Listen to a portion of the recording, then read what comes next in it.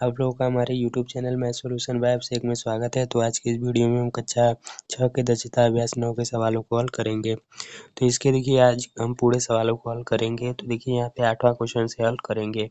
तो यहाँ दिया निम्नलिखित चित्र में दी गई समांतर रेखाओं के बीच की लंबी दूरी गुनिया व पटरी की सहायता से ज्ञात कीजिए। तो देखिए यहाँ पे देखते हैं। तो गुनिया हम क्या बताए थे कि गुनिया हमारा ऐसे होता है, ऐसे एक होता है, जैसे हमारा चांदा ऐसा होता है, ऐसे ही एक गुनिया होता है।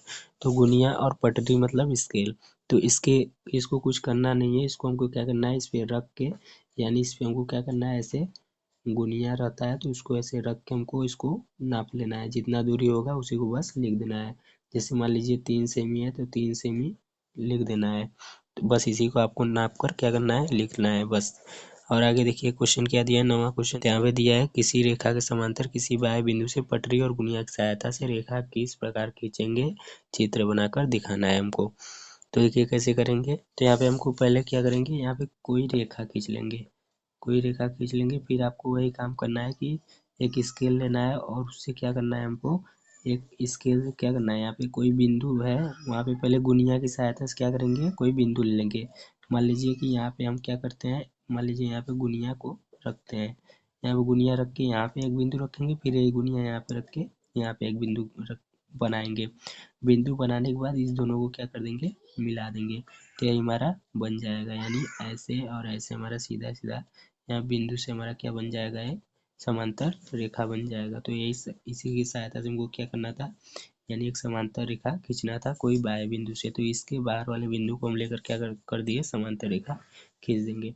तो अब देखिए 10वां क्वेश्चन क्या करा है। तो दिया है अलग अलग चौड़ाई की 2 पटरियां लेकर उनकी सहायता से, यानी 2 पटरियां मतलब स्केल से, यानी अलग अलग चौड़ाई का हमको क्या करना है, स्केल से हमको लाइन खींचना है चौड़ाई का।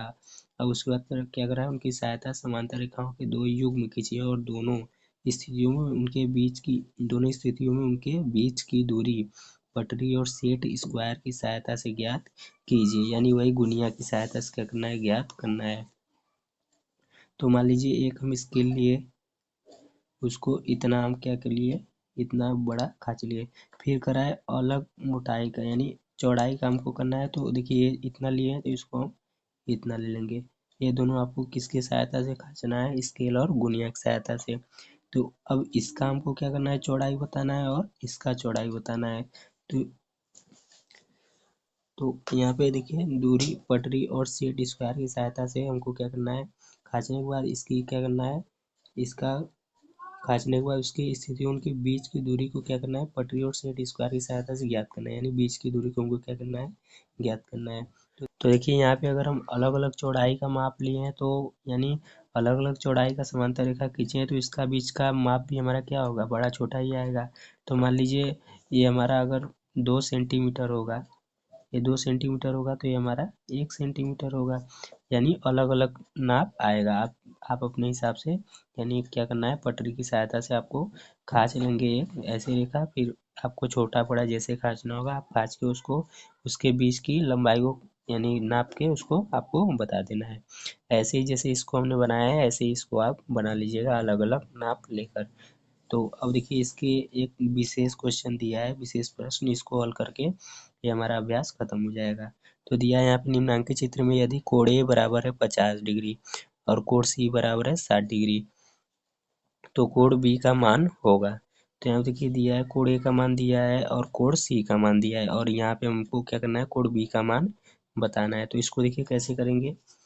तो यहाँ पे हम लिख सकते हैं, देखिए यहाँ पे कोण ए बराबर दिया है हमारा 50 डिग्री, कोण ए बराबर दिया है 50 डिग्री, और कोण सी बराबर दिया है हमारा 60 डिग्री, और कोण बी का हमको मान ज्ञात करना है। तो देखिए इसको कैसे हल कर सकते हैं। तो देखिए हम इसको मान लेते हैं कोण डी, यानी ये वाला जो है इसको हम मान लेते हैं कोण डी, यानी इसका नाम रख देते हैं डी। तो यहाँ पे हम कहेंगे, यहाँ पे लिखेंगे ना, कोण बी बराबर है कोण डी के, क्योंकि ये क्या है, शीर्षाभिमुख कोण, यानी शीर्षाभिमुख कोण के कारण हमारा ये क्या होंगे, दोनों बराबर होंगे। क्योंकि ये देखिए दोनों रेखा काट रही है, तो जितना ये होगा उतना ही हमारा ये भी होगा, इसलिए ये दोनों हमारा क्या होंगे, बराबर। यानी अगर ये 50 डिग्री है तो ये भी हमारा 50 डिग्री होगा। तो ये हमारा दोनों क्या होंगे, बराबर होंगे। तो इसमें देखिए एक अगर सीधी रेखा है तो इसके बीच में जो कोण बनता है वो हमारा कितने अंश का बनता है, 180 डिग्री का।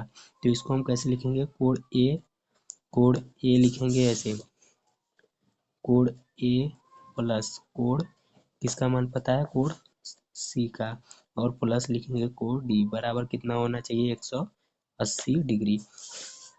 देखिए कोण ए और सी और कोण डी, ये तीनों देखिए सीधा रेखा है, इस पे जो पूरा कोण बनेगा वो कितने अंश का बनेगा, 180 डिग्री का।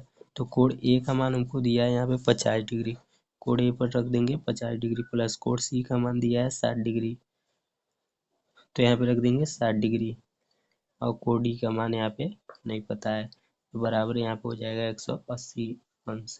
अब फिर देखिए यहाँ पे कोण डी ऐसे ही रहने देंगे और 180 हो जाएगा, और ये देखिए 50 और 60 जुड़ जाएगा, कितना हो जाएगा 110। अब देखिए कोण डी बराबर हो जाएगा 180 डिग्री, और इधर है प्लस का, उधर जाएगा तो माइनस का 110 हो जाएगा, 110 डिग्री। अब देखिए इसको हल करेंगे तो 180 में से 110 घटाएंगे तो कितना आ जाएगा, 70 डिग्री, ये इसका आंसर हो जाएगा। तो यहाँ पे 70 डिग्री आएगा। तो देखिए कोण डी का मान निकला है, तो हमको किसका मान ज्ञात करना है, कोण बी का। तो हम यहाँ पे लिखे थे कि कोण बी बराबर है कोण डी के, अतः यहाँ पर भी क्या हो जाएगा, यहाँ पे कोण बी का मान भी कितना हो जाएगा, 70 डिग्री, क्योंकि कोण डी बराबर है कोण बी के, इसलिए इसका आंसर कितना हो जाएगा, 70 डिग्री। तो चलिए आज के लिए बस इतना ही, अब मिलते हैं अपने नेक्स्ट वीडियो में।